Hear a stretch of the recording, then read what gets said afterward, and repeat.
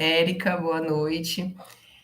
Gente, olha, quem está aqui, eu peço para enviar essa live para uma pessoa. Para uma pessoa. Só vocês estão me ouvindo? Ótimo. Então, envie essa live para uma pessoa. Uma pessoa, um amigo que está sofrendo aí com essa questão de perda de peso, que não sabe direito, que às vezes fala assim, ai, amiga, eu quero perder 30 quilos, né? E a pessoa que não tem a menor noção de quanto precisa perder, todo mundo tem aquela ideia de que precisa chegar no peso normal para a altura durante um tratamento para perda de peso, e isso a gente vai quebrar esse mito aqui. Primeiramente, eu quero falar uma coisa sobre expectativas, né? Expectativas no geral. A gente fala de expectativas sempre quando vem no consultório, eu alinho, né, e pergunto quantos quilos você gostaria de perder, quantos quilos você deseja perder. E muita gente chega, doutora, eu quero chegar no meu peso normal para a altura, no meu IMC normal. E hoje a gente já sabe que esse não é um objetivo, não é um alvo. A gente, na verdade, o IMC, que é o peso normal para a altura, ele não é um parâmetro individual. O que significa isso?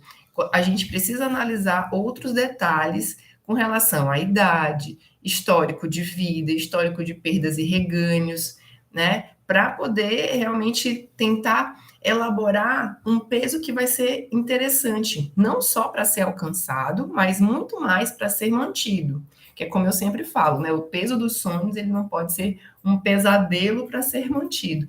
E a gente às vezes fica naquela utopia, né, de falar assim, poxa, ai não, eu quero o corpo da cicrana, da beltrana, mas, gente, a gente tem que levar muito em consideração o nosso estilo de vida, né, o que a gente consegue manter para, enfim, tanto em termos de alimentação, quanto de hábitos, exercício, para alcançar aquele determinado resultado.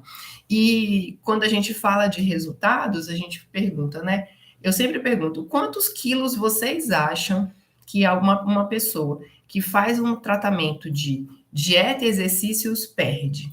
Quantos quilos vocês acreditam que é um bom resultado em termos de percentual?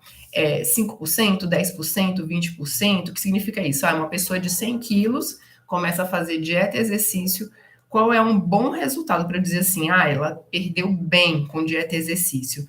Me respondam aí, se alguém tiver interessado em participar, me conta quantos quilos vocês acham que perde, né? Que é um bom resultado. Acho que alguém está. Vamos lá. Eu não estou vendo aqui as atualizações. Bem, vou falando logo aqui. O que acontece? Muita gente acha que com dieta e exercício vai perder muito peso, vai perder às vezes chega, né? Vou perder, olha aí, a Sandrinha falou 10 quilos, 10 a 15%, né? Então, o que é isso? A pessoa tem 100 quilos, ela começa uma dieta exercício, vai perder 10 quilos, vai perder 15 quilos.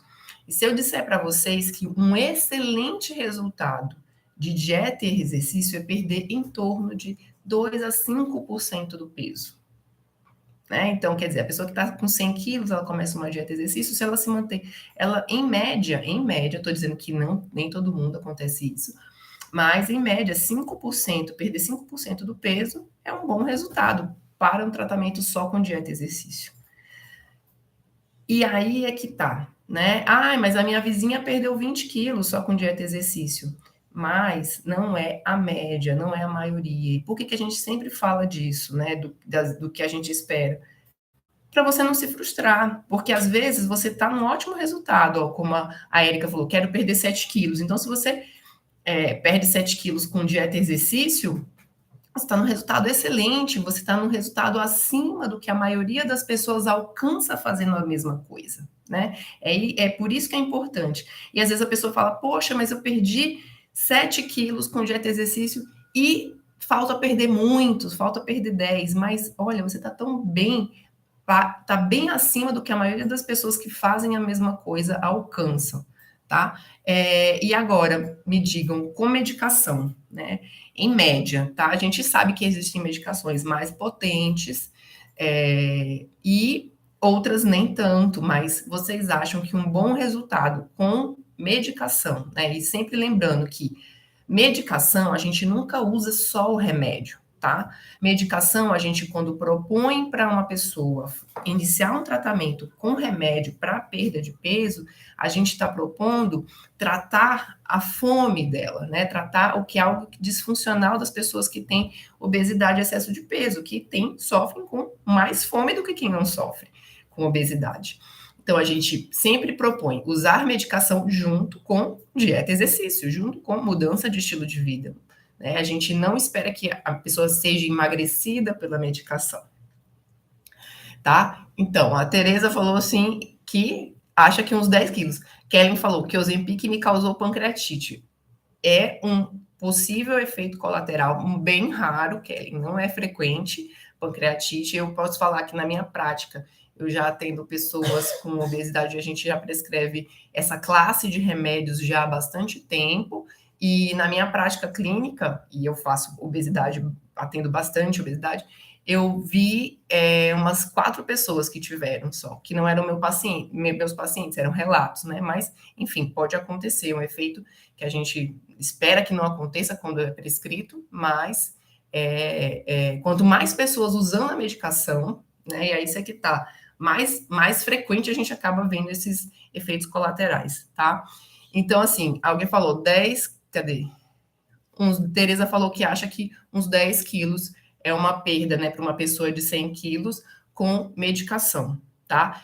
E muita gente chega, né, no consultório achando assim, eu vou começar uma medicação e vou perder 20 quilos, 30 quilos, 40 quilos, quando, na verdade, um bom tratamento com medicação, em média, né, leva uma perda ali de 8, 10, 12% é um resultado excelente, né? 10% ali uma média bem satisfatória. A gente sabe que vão vir medicações mais potentes, e essas medicações mais potentes que a gente está aguardando chegar no Brasil, serem liberadas, elas nos bons respondedores, quer dizer, nas pessoas que responderam muito bem, porque a gente ainda tem isso, né? Tem pessoas que não respondem tão bem aos remédios.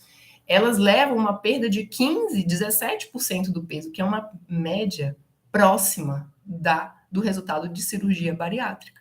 Né? Também muita gente acha, eu vou fazer bariátrica, vou perder muito peso, tem que chegar no peso normal para a altura. Não é o objetivo, nem na cirurgia bariátrica. Um bom resultado de cirurgia bariátrica, em média, leva a pessoa a uma perda ali de 20, 25, 30% do peso. Quer dizer, uma pessoa com 100 quilos vai perder em torno de 25 a 30 quilos. Isso, mais uma vez, como eu falei, média de trabalho científico. Lógico, minha vizinha foi diferente, minha vizinha perdeu os 40, minha vizinha perdeu 50. Esses casos individuais, eles não entram nessa estatística, né? Eles são casos fora. Você pode ser um caso fora também, né? E assim, por que é importante vocês saberem essa informação? E eu sempre converso dessa expectativa no consultório. Porque muita gente chega e fala o seguinte: Luciana, poxa, perdi aqui 15 quilos usando medicação, fazendo mudança alimentar, fazendo exercício físico. Poxa, mas eu queria perder 30. Estou tão longe do meu objetivo, vou desistir. Estou desmotivado, porque não consigo alcançar aquele número ideal que eu criei na minha cabeça. E a pessoa pega e se desmotiva, sendo que ela estava num resultado muito bom. Né? Ela já tinha todos os benefícios da perda de peso em termos de saúde, melhora das doenças associadas, menor risco de câncer, menor risco de diabetes, de pressão alta. E ela, por se achar que precisava perder muito mais, se desmotiva no meio do caminho. Tá? E é isso que a gente precisa alinhar, para a gente não se sentir desmotivado nessa situação. Pelo contrário, não é que você não pode ter um objetivo bem robusto, né, de perder mais do que a média que se tem de trabalhos. E eu tenho muitos pacientes que perderam muito mais do que essa média que eu comentei para vocês, tá? Mas a gente vai alinhando essa expectativa e, principalmente, a gente vai atingindo metas curtas, alcançáveis, reais, para você não se desmotivar. Que é isso? Muito mais do que imaginar que você precisa chegar no IMC normal, a gente tem esses dados de média de perda de peso com determinado tratamento e a gente vai alinhando de acordo com a sua realidade. Por exemplo, pessoas que já têm um histórico de obesidade antigo, que já perderam peso, perderam, engordaram várias vezes, mulheres que já estão na menopausa, pessoas que não têm como começar uma atividade física mais intensa, a gente vai reduzindo, né, essa expectativa mais robusta. Então, uma perda de peso para uma pessoa nesse perfil, uma perda de peso de 10 quilos, de 10%, é muito boa. E mais do que tudo, né? Não pensar só no peso perdido, mas no peso que a pessoa consegue manter.